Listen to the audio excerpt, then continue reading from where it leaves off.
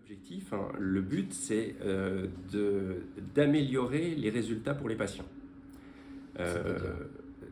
On modifie notre façon d'opérer donc dans trois axes, trois domaines.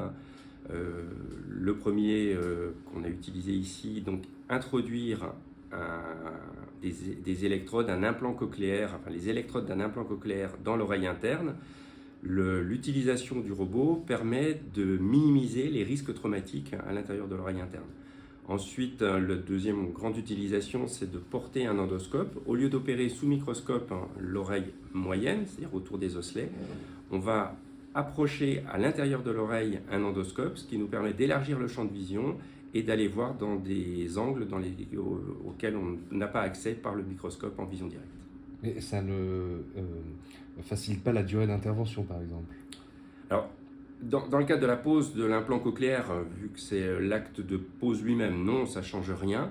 Pour les autres, à terme, lorsque j'aurai une bonne maîtrise de l'outil, je pense qu'on va à la fois diminuer le temps de l'intervention pour le patient et limiter le risque de réintervention, ce qui est très important. Comment se présente le robot, enfin, si on peut appeler ça un robot? Oui, donc c'est bien un robot, c'est bien comme ça qu'on le dénomme.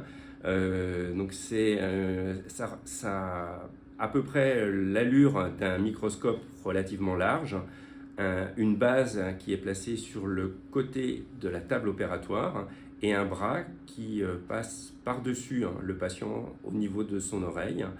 Et à l'extrémité de ce bras, il y a des instruments. On dirige ces instruments à l'aide d'une commande qui ressemble à une souris. Pour les amateurs de jeux vidéo, ça s'appelle une Space Mouse, qui a l'avantage de pouvoir se déplacer dans les trois plans de l'espace, en rotation, en translation, avancée, latérale, etc.